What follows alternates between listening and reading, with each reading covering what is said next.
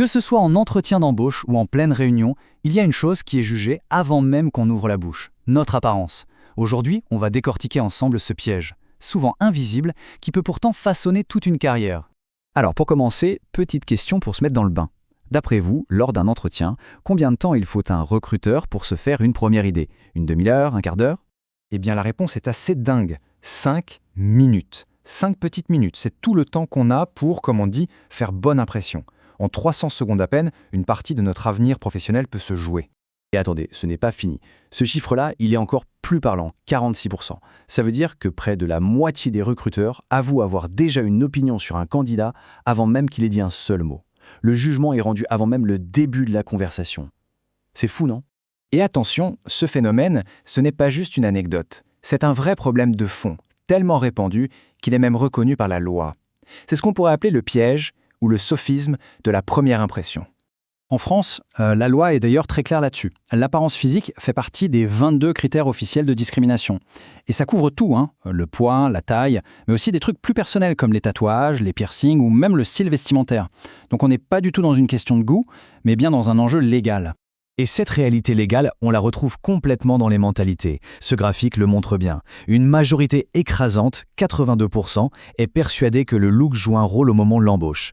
On a donc bien conscience, collectivement, que l'apparence, à tort ou à raison, peut être soit une clé, soit une barrière dans le monde du travail. Ok, mais alors pourquoi cette tendance à juger aussi vite sur des critères aussi superficiels? Pour le comprendre, il faut faire un petit tour à l'intérieur de notre propre cerveau et découvrir ces fameux et dangereux raccourcis mentaux.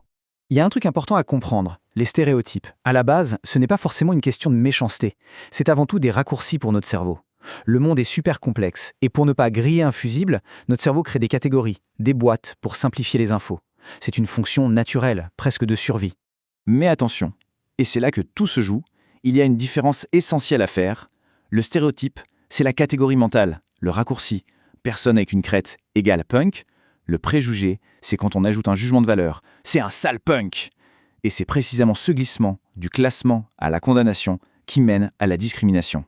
Bon, maintenant qu'on a compris le mécanisme, voyons concrètement comment ces préjugés se manifestent au quotidien.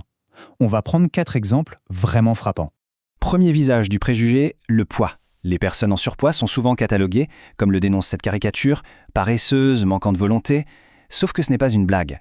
Ces clichés ont des conséquences financières bien réelles. En France, une femme obèse peut subir une pénalité de salaire allant jusqu'à 15%. Deuxième exemple, le handicap visible.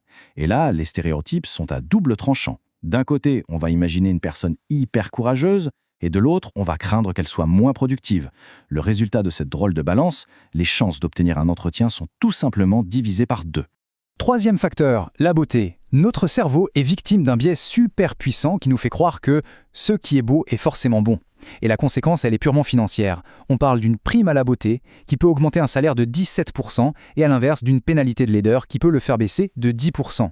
Et enfin, le style personnel. Un tatouage, un piercing, un look un peu alternatif, tout ça est souvent associé à l'idée de marginalité. Et là, tenez-vous bien, à compétence égale, 82% des recruteurs avouent que le look devient le critère qui fait la différence. L'habit fait donc clairement le moine pour une grande majorité. Mais le pire dans tout ça, c'est que l'impact de ces préjugés ne s'arrête pas à la porte de l'entretien. Le plus insidieux, c'est qu'ils ne se contentent pas de décrire la réalité, ils finissent par la fabriquer. C'est le terrible pouvoir de ce qu'on appelle la prophétie auto-réalisatrice. Ce mécanisme, on l'appelle l'effet Pygmalion. C'est un cercle vicieux, simple et redoutable. Étape 1, un manager a un préjugé. Du coup, étape 2, il donne moins de confiance, moins d'encouragement. Étape 3, l'employé, sentant ça, se démotive. Et étape 4, sa performance baisse, ce qui vient confirmer le préjugé de départ du manager. Le piège s'est refermé. Et il y a un autre mécanisme tout aussi pervers qu'on appelle la menace du stéréotype. Là, c'est la personne victime du cliché qui a tellement peur de le confirmer que cette pression immense la fait sous-performer. C'est l'ironie totale. En voulant à tout prix prouver que le stéréotype est faux, on finit par le rendre vrai. Alors face à ces mécanismes psychologiques super puissants, est-ce qu'on peut faire quelque chose? Est-ce qu'on est condamné à subir? La réponse est non. Le problème est identifié, mais il n'est pas une fatalité. Voyons ensemble les stratégies concrètes pour construire un management plus juste. Tout part d'un choix conscient, celui de dire stop à la première impression, de la mettre de côté pour aller chercher ce qui compte vraiment. Et ce qui compte, ce sont les compétences objectives de la personne en face. Prenons un exemple très pratique. En entretien face à une personne en situation de handicap, la question à ne jamais poser, c'est « Quelle est la nature de votre handicap ?» Ça, c'est non. La bonne approche, c'est de décrire les missions du poste et de demander « Pensez-vous pouvoir répondre à ces exigences ?» On déplace le focus de la personne vers le poste. C'est toute la différence. Un management vraiment équitable, en fait, ça repose sur quelques piliers. D'abord, faire un travail sur soi pour déconstruire ses propres stéréotypes. Ensuite, beaucoup dialoguer, utiliser des outils d'évaluation objectifs et toujours se concentrer sur les compétences.